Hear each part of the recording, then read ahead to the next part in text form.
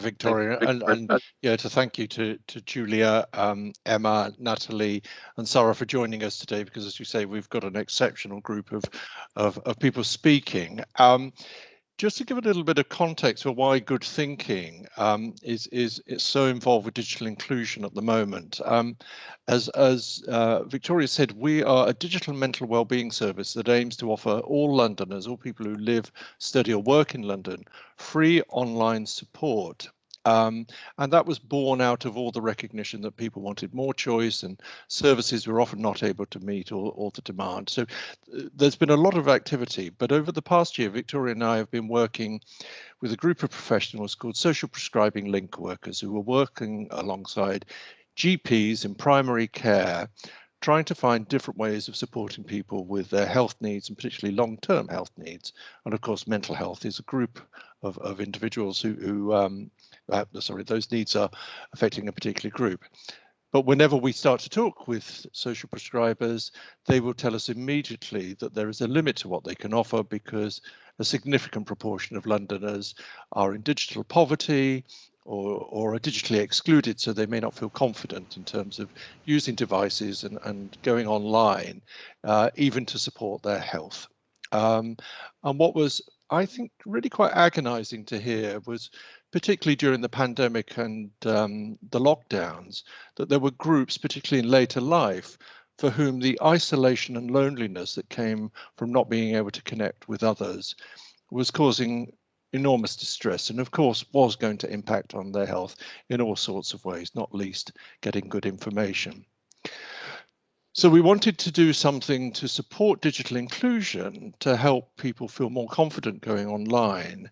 But we were hearing that digital inclusion programs were also not always attending to some of the areas that we thought were important. And one of those areas is clearly the risk of online harms.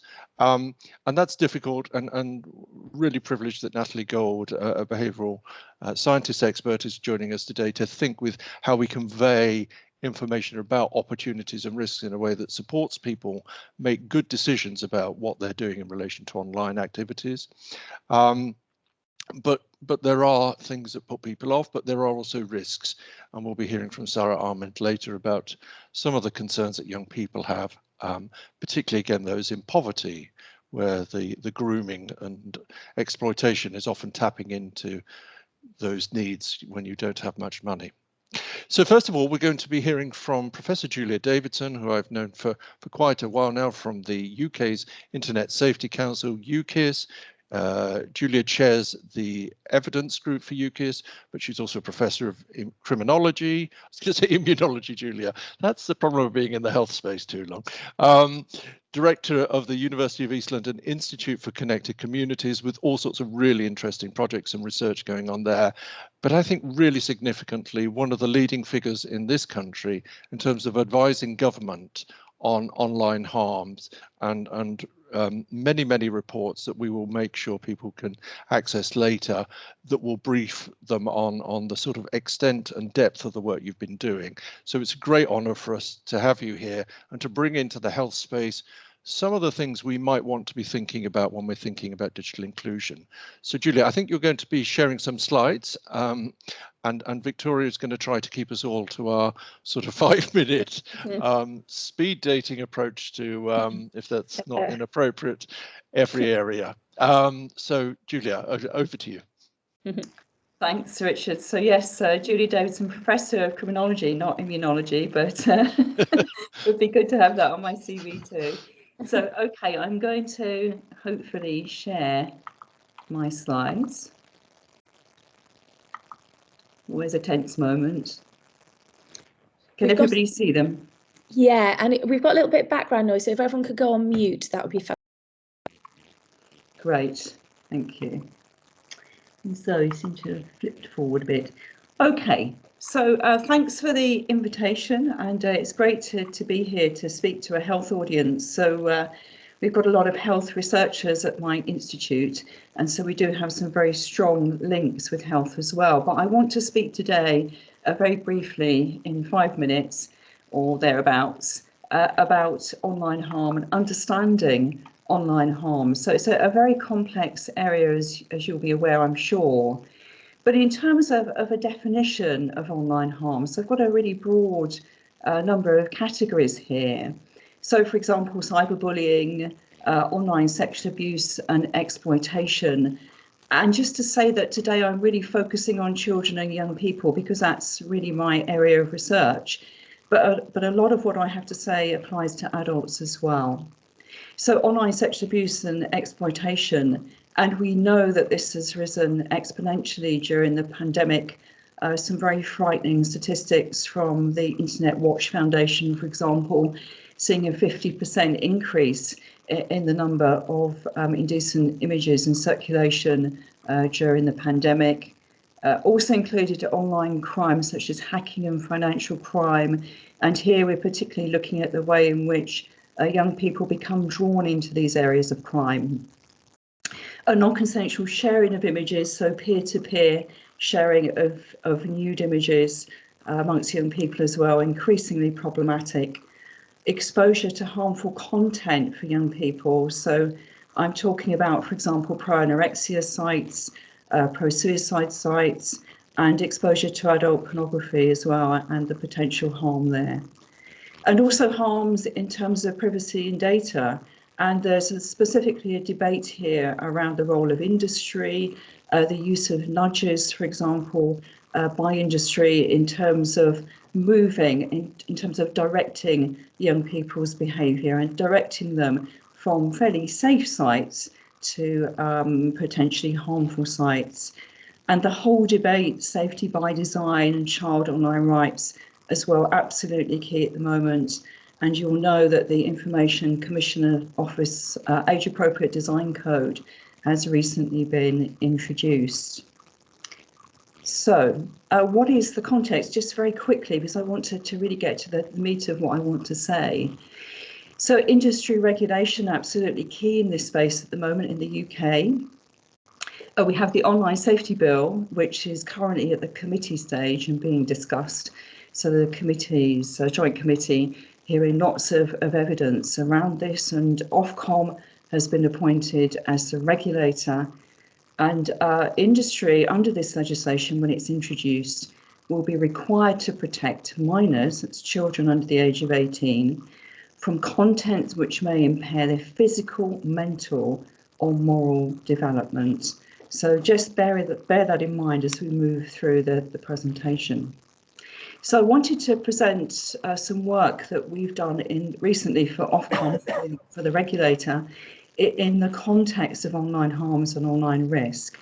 And the work was really undertaken to inform the work of VSPs and social media, for example, in terms of regulation in the context of the forthcoming legislation. So that's just been published. I can put the link into the chat afterwards so you can have a look at it. But the way we conceptualize this, we developed an interconnected framework of risks, benefits and solutions for Ofcom. And we started to conceptualize this through the user journey, because I think too often we speak about young people's experience in a kind of abstract way, and we try to think about, on the basis of other research we've conducted with children and young people, about what the user journey looks like. And as part of this work, we identified a framework of social solutions, which included, for example, some of the educational awareness programs. And in the context of some of the work that you do, this would, I guess, include therapeutic approaches, interventions, assessments with young people who've experienced online harms. And also we developed a taxonomy of safety tech solutions. So safety tech is a growing industry in this area, and really focusing on, well, you know, what can tech do in terms of safeguarding around, for example, online grooming software and other solutions. And I don't really want to focus on the solutions today. I want to focus on the risks and vulnerable young people. We also developed a framework of benefits, because in the context of digital inclusion, it's very important to think about the potential benefits as well. And of course, that the context here is the social context and the legal context. So I wanted to move on to the framework of risk and harm that we developed for Ofcom to inform their regulatory work. And we identified a number of broad areas, and you'll all be familiar with these in the context of your work. So, and just to say, of course, that risk does not necessarily equal harm, and we know that's the case. But we've got sexual risk of being exposed to adult pornography, as I said, sexting, grooming, a whole range of offences, sexual abuse related offences, CSE and coercion as well. But then moving through, you can see a lot of categories: aggression, manipulation, mental health and wellbeing covered here as well. So a whole range of categories developed through this framework. But moving to online vulnerability, which I think is really what I want to focus on for the last couple of minutes. So the research in this area is inconclusive because there hasn't been enough of it, to be frank. But we know from research that Sonia Livingston and I conducted on behalf of the DCMS in 2017, which really does need updating. But we do know that some children appear to be specifically at risk online and more likely to encounter risk, and they're more likely to find it harmful. So, as we said here, in short, they may be less resilient or less able to cope. Now, the difficulty is, of course, that you could say that some young people are vulnerable at some point in their lives online anyway. So they may be vulnerable, due to their age. So we know, for example, that that teenagers aged 13 to 14 are more vulnerable in terms of online grooming. That's what the research suggests. So it's not necessarily about a specific vulnerability, but it could be about a stage of development, cognitive development, for example, or the point at which they find themselves at that point in time. So I think the key question here is who is vulnerable online? And as I said, it's a really complex issue, but the little research that's out there does suggest that children, the kind of children that you may be working with in your practice, who, for example, experience family difficulties, have disabilities, mental health issues, emotional behavioural difficulties, and also children who experience exclusion of access. So, for example, we're talking about marginalised groups, asylum seekers, the LGBT community as well, and trafficked and migrant communities may be more vulnerable online than others. And also other disadvantaged groups, such as children in organised gangs and, other children that may fall into that group. So we do know from the research that some children who are more vulnerable offline may also be vulnerable online. So that's absolutely true in terms of what the research is suggesting. And just finally, to think about the implications for digital awareness and inclusion practice, because I know that there are a lot of practitioners in the audience today. So some key issues from research, and also arising from the work that we've been doing directly with stakeholders in the context of our own research and with young people. So first of all, the importance of understanding young people's current use of digital media and, of employing evidence-based practice where you can. And there is some really good research out there and some summarised research. So the UKIS Evidence Group does provide a research highlight series which summarises all of the key research in this area, and I've put a link to this. Now, it's easy to say this, but it's actually very difficult to do, because we know as researchers that children's use of digital media changes almost on a daily basis. So, children don't tend to be on Facebook very much now, but they've moved to other social media, as we know. And so keeping on top of that is really quite a challenge, but I think important in terms of the work we're conducting with them. A need for ongoing practice training in recognising and responding to online harm. So just as children's behaviour online changes, at an exponential rate, so does their experience of online harms and the kind of online harms that are out there. So it's important to stay on top of that research as well. Review possible online harm issues and clinical assessment, underlying problems. For example, assessment tools need to be able to identify a range of online harms issues. So I don't know, you would be able to comment about how far online harms are coming up in your assessment work, but certainly I would guess that because online is so central to young people's lives, that actually this would be an issue that would come up on a very regular basis. So therapeutic tools and approaches need to be responsive to online harms issues as well. And also on the flip side, you know, when we were thinking about, for example, the benefits of the internet, which we should always, I think, be talking about in the context of the negatives as well. The use of innovative digital approaches in practice with children, I think, is a really good way of tapping into the issues that they come with, and I'm sure that some of you are doing this already in your practice. More research is needed exploring the impact of online victimisation, mental health issues. And I think I want to end by saying that a better understanding of what it is to be vulnerable online from the child's perspective is absolutely key. So if we go back to the user journey diagram that I added earlier, you know, that I showed you earlier, then I think what we don't know is what does the more vulnerable child's journey look like online. And I think that's the piece of work that's really missing and needs to be addressed. So I think that's all from me. Thank you so much, Julia. Just fantastic to have that sort of summary of the research, and I'm really hoping that people are going to start posting some thoughts about how they might be engaging with some of these things and applying some of these quite sort of subtle and nuanced things in a practical context. I've been working with an NHS trust on a digital inclusion programme, and just sort of working through some of these issues and making sure that we're not unnecessarily increasing potential harm for people who might be less resilient is such an important topic.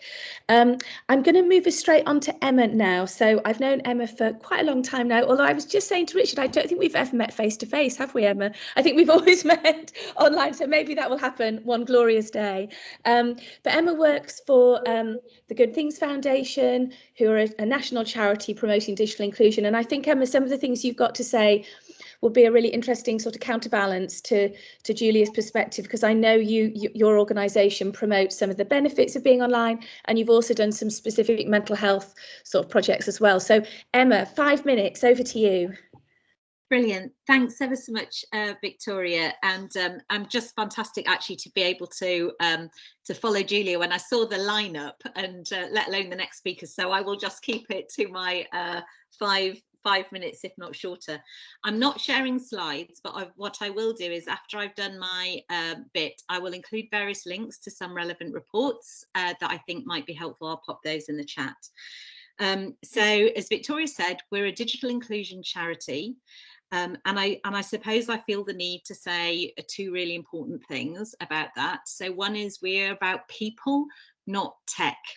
And so it really, we approach this from the point of view of supporting and enabling and wanting people to benefit from digital inclusion, and very much about wanting people to benefit, which we know happens most when they're able to access community support.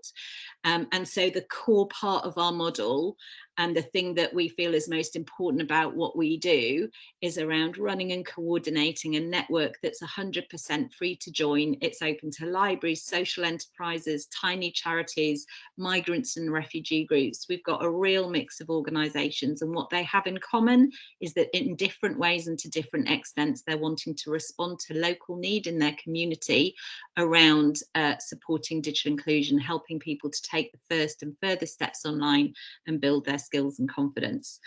And I think what we've really seen over the last 18 months is just a huge increase in people's awareness of what being digitally excluded means, and it moving beyond a sort of binary. It's not only about, do you have some access, are you online, offline, although that is still a significant element of this, because we know that there are, 2 million households struggle to afford internet access.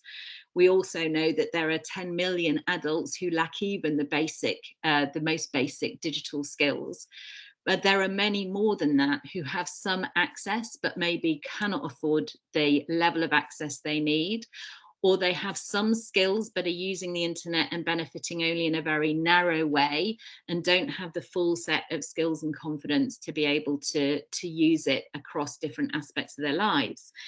And that's just become so much more important for us. And we're not able to turn back the clock on this. We are going to continue to see the use of digital channels increasing across all aspects of our lives.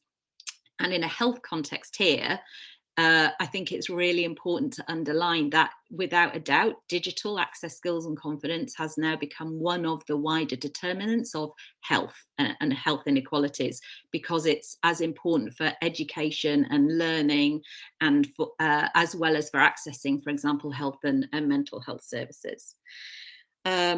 So people are increasingly using language like being able to access the internet should be seen as essential, if not a human right now. And that is, of course, not the same as saying everything should go online. I think there should be multi-channels. I think we should approach things holistically. And I just want everyone to be clear about where we're coming from there. And I think the pandemic has both increased the importance of digital, but also we have had a different conversation around how it has been able to be literally a lifeline for people over the last 18 months, in terms of just staying in touch with family or friends or loved ones. Digital has enabled kind of community response as well as formal service response in a way that we've never seen before, really amplifying the best of what neighbourhoods and communities can do together. I've had the privilege for the last few months of working in a collaboration with AbilityNet and with organisations from the learning disability sector around addressing a big gap in digital inclusion for people with learning disabilities, for adults with learning disabilities.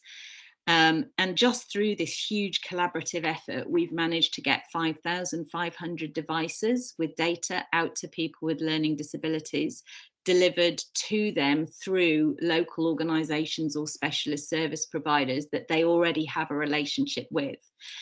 And I think what I'm getting to in this bit is both that has, we've had comments from people saying this has been life-changing, saying that, they have now been able to join in accessing kind of social groups that they've not been able to access, before. Some of them in residential settings have gone from having to wait to use the available tablet to being able to have much more choice and control. But it's also a really important area around thinking about some of the online safety for adults issues there. And actually, it's a really interesting area, because one of the bigger risks for adults with learning disabilities is that they're limited or prevented from being able to exercise choice and take control, because there might be other people who are worried about the level of risks. And so there are just additional balances to think about in terms of, on the one hand, safeguarding, on the other hand, choice and control and agency, which I've just learned a lot through the support we've had to deliver that programme in a good way. And admittedly, just from a few weeks of early impact data, which was within the period we were kind of mainly funded to deliver. It was funded by the DCMS.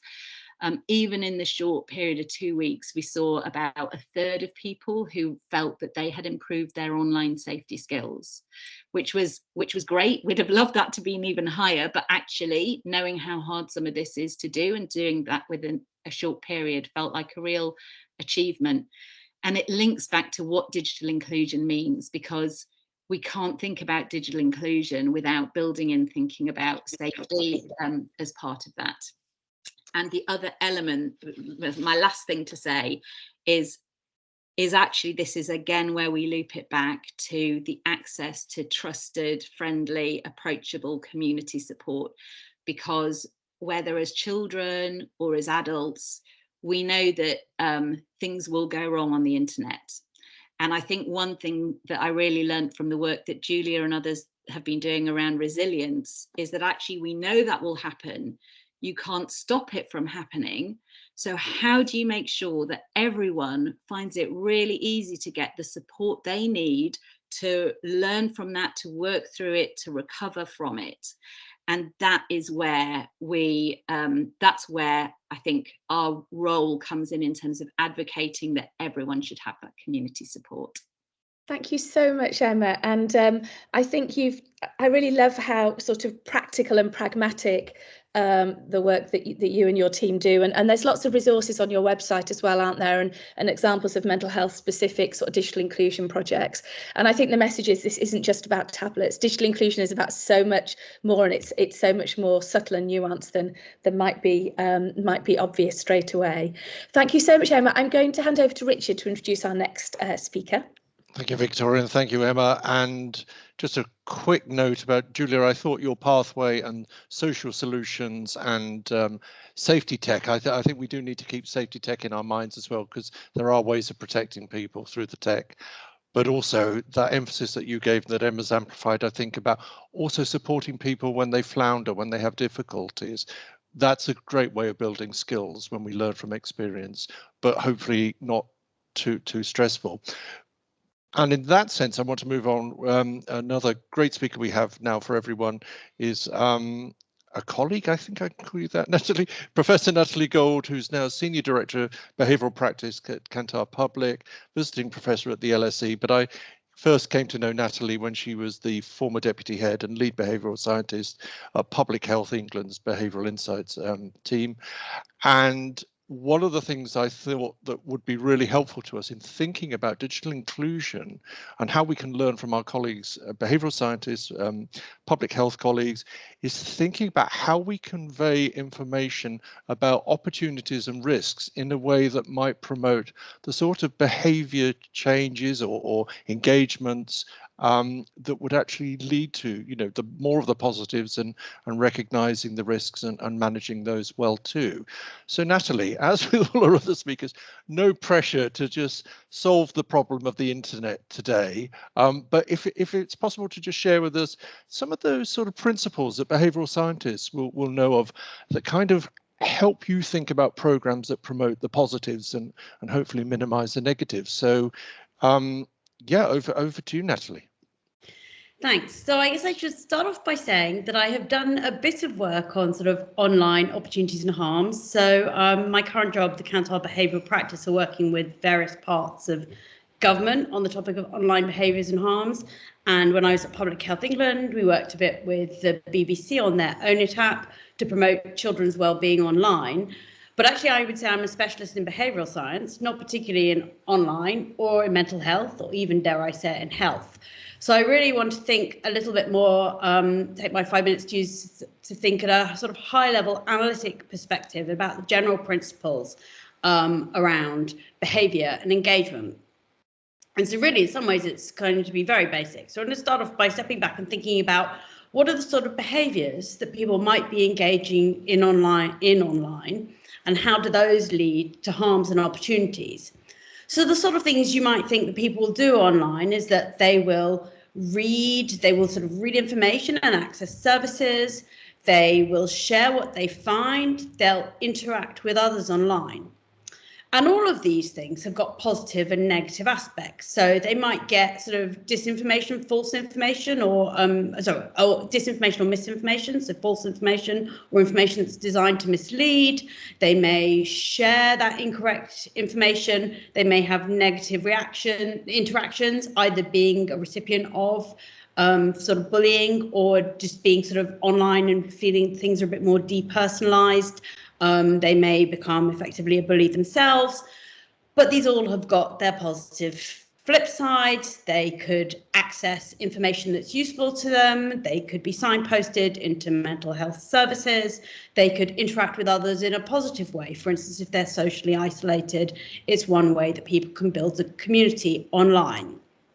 And so the question becomes, how do you promote the positive behaviours whilst dispromoting or disincentivizing the negative behaviours?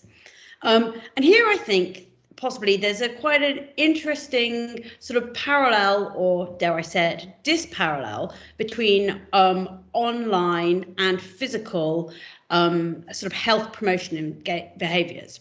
So it's very interesting when I was at Public Health England doing behavioural insights, looking at the kind of sea change in how people were thinking about doing health improvement.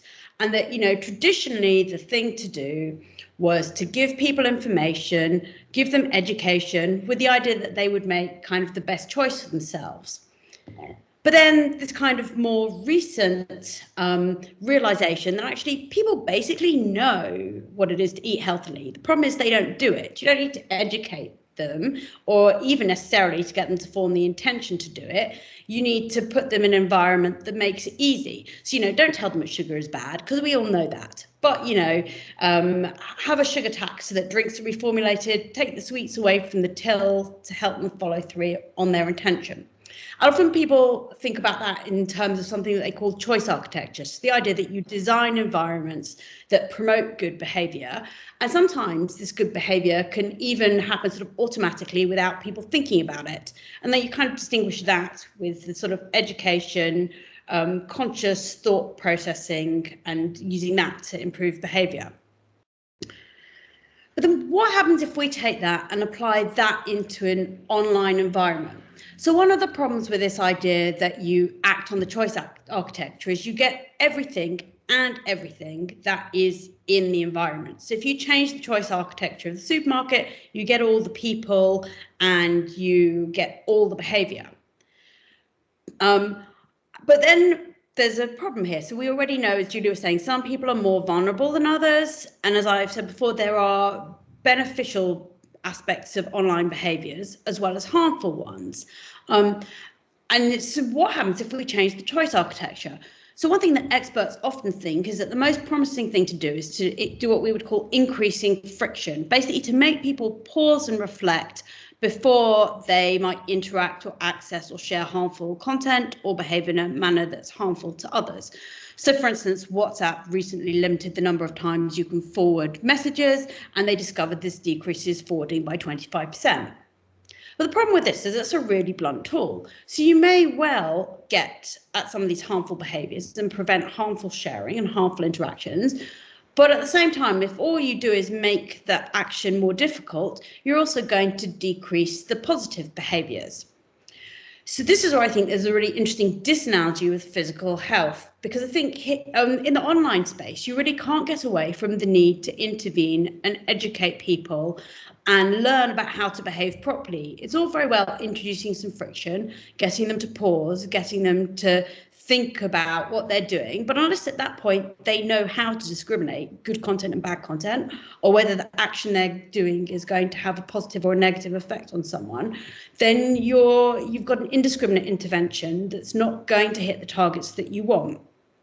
Which makes me think that in this kind of online space, there's just going to be no substitute for giving people the abilities to and education to learn how to discriminate what's good content and bad content, to learn how to reflect on their own behaviour and what it's going to effects it's going to have on other people. So indeed, one of the nice things they were doing in the BBC Own It Act were trying to give children feedback on what they were typing in through their keyboard and make them stop and think, is this going to have a negative effect on others? Because if you don't have that thinking moment in there, then the pausing is either going to not do any good, or it's going to have a bad effect on the potential opportunities of going online.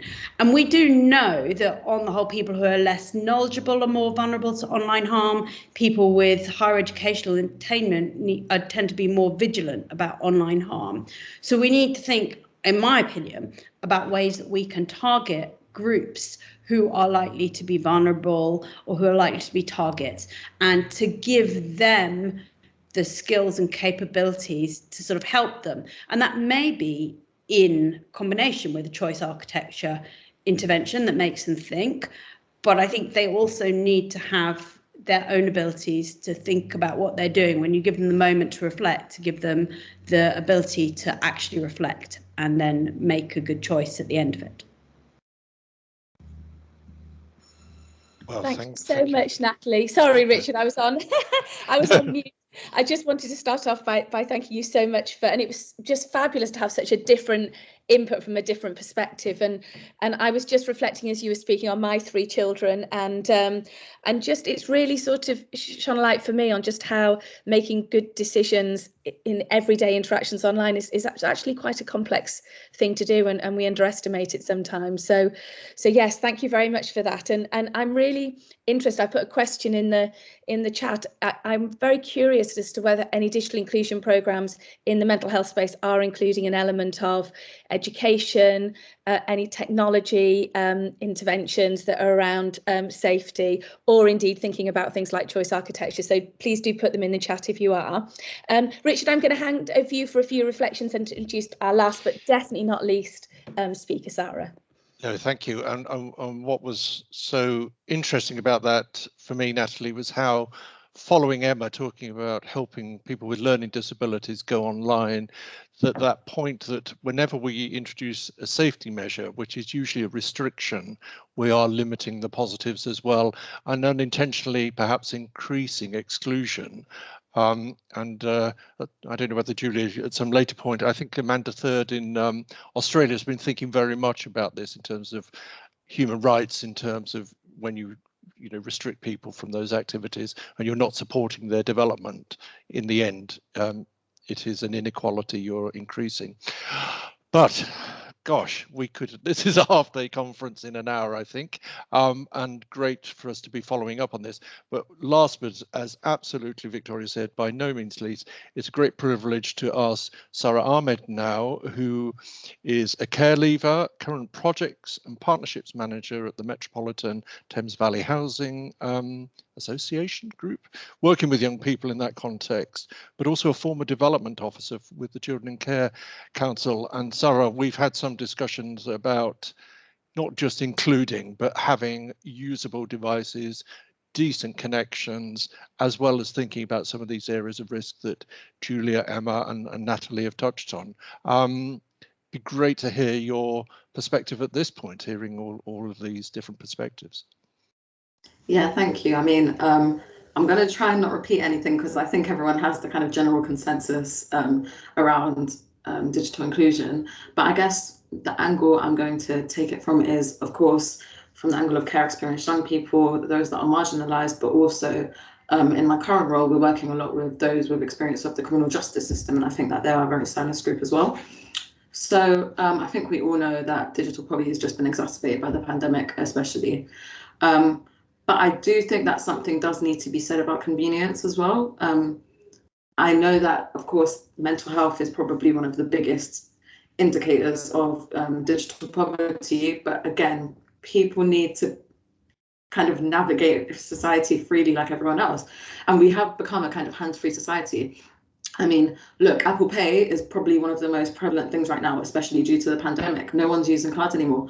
But increasingly, there are stores becoming cash-free, which is exclusionary in itself. So I think when we talk about moving to a digital space, there's danger of, I guess, forgetting about the exclusion within that exclusion. So yeah, for example, asylum seekers, care leavers, homeless people, those with experience with the criminal justice system are all not going to be able to access that. But that's a bit of a tangent, so I'm going to move back to the point. But yeah, so exclusion from opportunities and the ability to actually apply for things is something that has been exacerbated as well. So, for example, we did a campaign to try and get 100% free travel from the TfL for those that are care experienced, and they agreed on 50%, but the condition is that you have to apply online to be able to receive that. And that's kind of a paradox because not a lot of people are going to be able to do that at all because they don't have the access. And I feel like marginalised groups in particular find it more difficult to access an online space in general. We've already touched on lack of literacy when it comes to the digital space. And prisoners often experience supercharged digital exclusion, where essentially there is no education for them within the prison system. They come out, they're unable to navigate the new digital space and the new kind of job market, and essentially fall right back into reoffending. And it is a big cycle that is happening. So when we do speak about education as well, every group needs to be considered, not just those that, are outside of the prison system, those within as well. So another kind of thing I want to bring up is that obviously I'm a care leaver, so I've lived in a hostel. And when you're in temporary and supported accommodation, Wi-Fi usually fails to work beyond the first floor. And I've been to 2 or 3 different hostels, and this is a consistent theme. It's not just one odd place. That is generally what happens. And this removes the opportunity to study, work, socialize, access important services, because as we know, mental health services are largely online now. A lot of people have been having to call doctors instead of go in, and all of those things. And this opens up as well the risk for young people trying to access funds or work through illegal means, because at this point they're unable to navigate the online market, job market, and they're essentially left without an option. And then when you add in the fact that often it doesn't pay to work in these environments, yeah, it's a big cycle. And at this point, it does become easy to exploit these groups. So I say all that to say there is a need for adequate usable Wi-Fi devices. And when we're speaking about kind of digital inclusion, we need to highlight the fact that it needs to be usable and adequate, not just kind of bulk buying loads of laptops, giving it to you and you can't actually use it. You've got no means by which to use it. And I think that at this point, there needs to be collaboration with key network providers, because they're the ones that can actually make sure this happens. The onus shouldn't be on local authorities, for example, who are running out of money, as we know. So yeah, and there is the issue of safeguarding that arises, but again, that is a lack of digital literacy, which can be helped. I think there does need to be a holistic approach. There does need to be a family-based approach. Helping first generation people from when the child is young, so that they can grow up and actually become digitally aware. But yeah, I think that's pretty much all my points. So thank you very much. Thank you so much, Sarah. And I think you've really built on Emma's point really about the social determinants of health, and just that sort of pervasive impact of even just not being able to get decent Wi-Fi, and the fact that the internet touches our jobs, access to benefits, even community, as Emma said, during the pandemic, keeping in touch with people had to be done online. So I just think you've really brought to life for us some of those impacts. Now let's see how we're doing for time. We've got just over 10 minutes left for some discussion, and thank you for those that have made some contributions. Do add things in as you go. I wonder, I'm going to kick off with a question for the panel, and I'm really struck by, from all our panelists, how this touches so many different government departments and so many areas of responsibility, and I just wonder how we navigate some of that. And I wonder, Emma, I know this is something you think about, whether you might maybe just comment on this initially. Yeah, so can you hear me okay? I think yeah, got you. Yeah, great. So absolutely, it is a massive area of frustration for me. So I will try not to be on a huge rant here. But, we have a situation at the moment where we know that, as we said, digital is relevant across so many areas of people's lives. And yet it really feels as though no one is really properly holding and grasping the ring of ensuring the digital inclusion of everyone living and working in the UK. And the Department for Digital Culture, Media and Sport has that. They've had a reshuffle, ? What's going to happen there? We're still waiting for a UK government digital strategy. We thought it might come out last Christmas. Here we are, it still hasn't come out. And there's such a pull around it focusing on the physical infrastructure, broadband coverage, etc. and not really saying enough about everything that we've all been talking about here.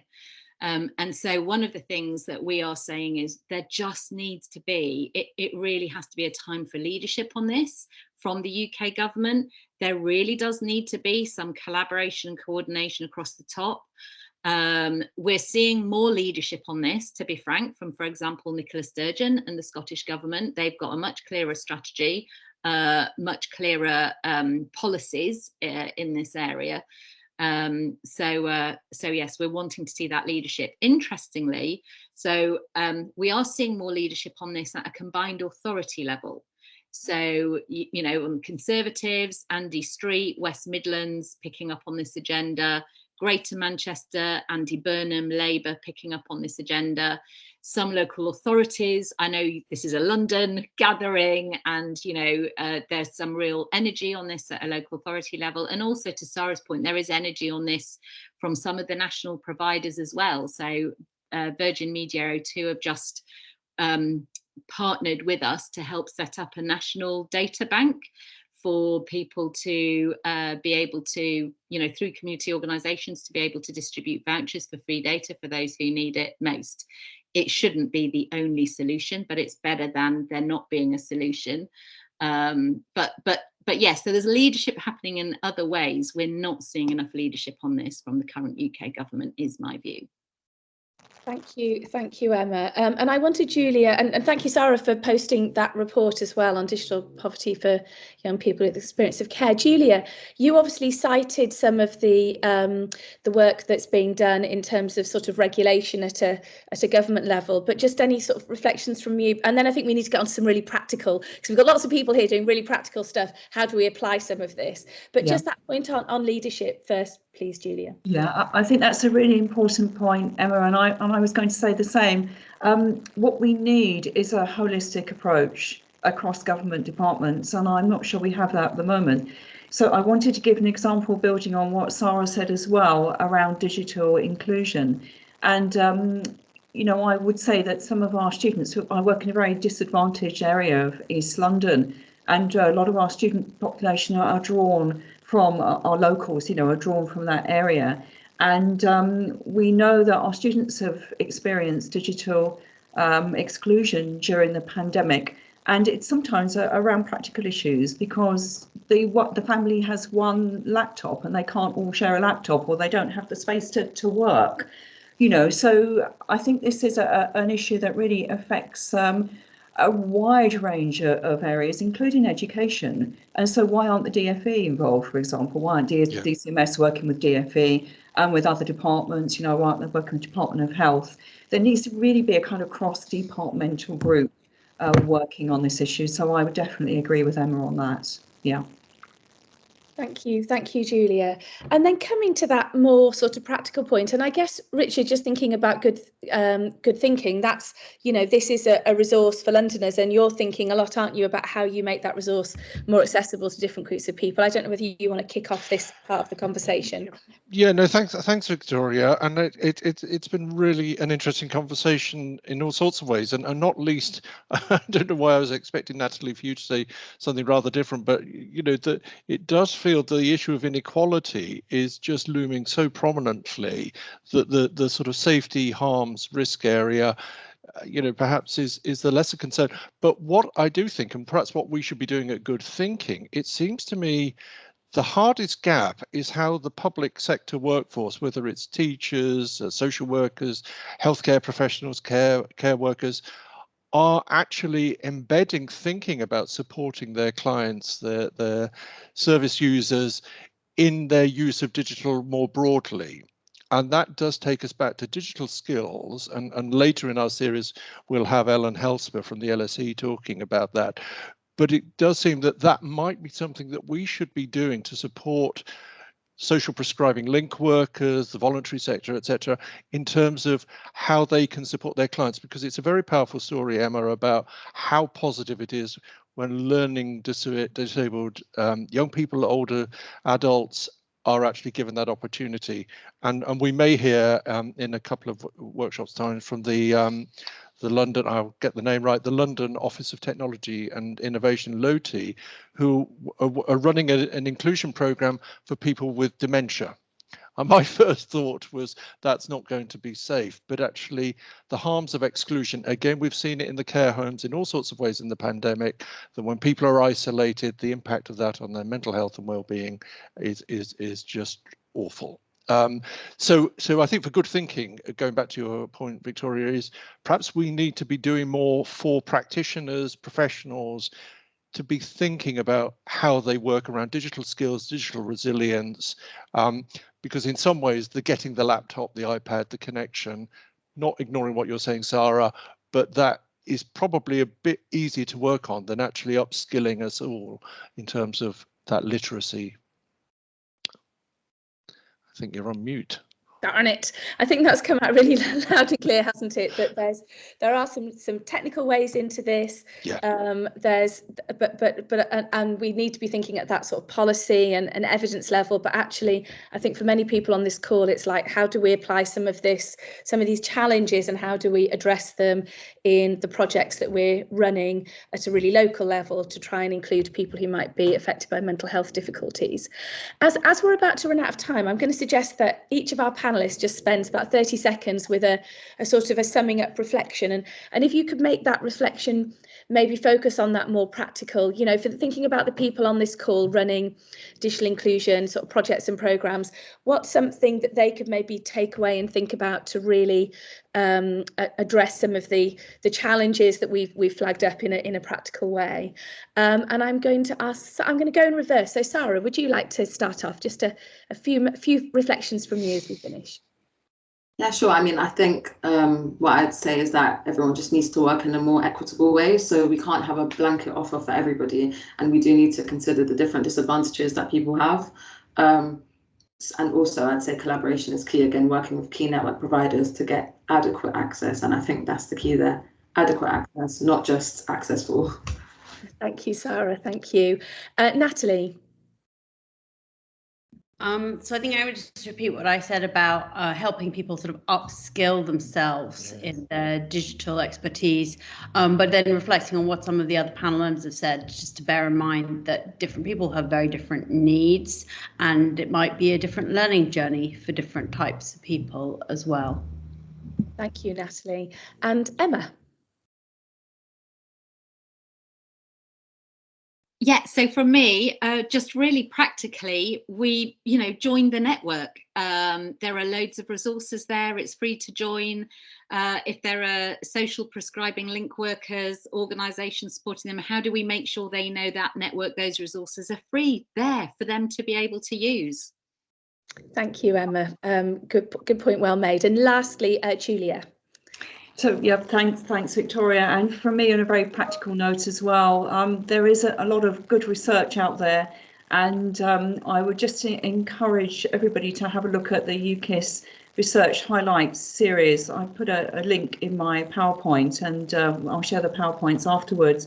But please do have a look at the research out there, and come back to us if you have any practice research related questions.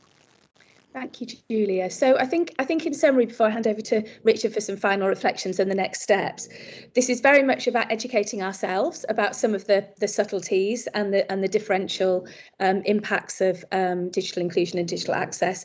It is, as you say, Sarah, about access. It's also about skills, education. There's a whole heap of resources out there and evidence that we can draw on. And I think finally from me, I just want to return to your point, Emma, about digital inclusion as being seen as a wider determinant of health, and thinking about this not just in a narrow way around mental health or health, but thinking about it really broadly in every aspect of our lives, whether we're managing mental health difficulties or indeed, trying to stay well. So Richard, hand over to you for some final reflections, and maybe just to say a little bit about the next 3 workshops we have planned. Yeah, no, I don't think I can follow the panelists in terms of bringing together but all those insights. But I do think the inclusion aspect does seem to me so important from this, and I hope it energizes everybody who is trying to work on digital inclusion, that it really will make a difference to lives. And yeah, we need to be really behind that. Almost following Emma's point really about the health impacts, our next workshop in 2 weeks' time at the same time on the 19th of October will be focusing much more on health. Dr. Shanika Sharma, who's lead for the Primary Care Networks for London, will be speaking about some of the impacts again of COVID and digital exclusion and poverty in terms of on the ground running primary care services, what those impacts were, which I think will be really helpful.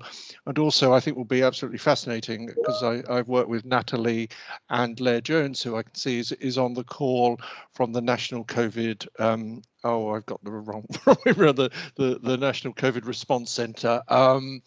In terms of thinking about COVID and everything from, hand washing through to vaccine hesitancy and disinformation, and again, when you've got people offline, what that meant for public health, much more beyond our own individual needs.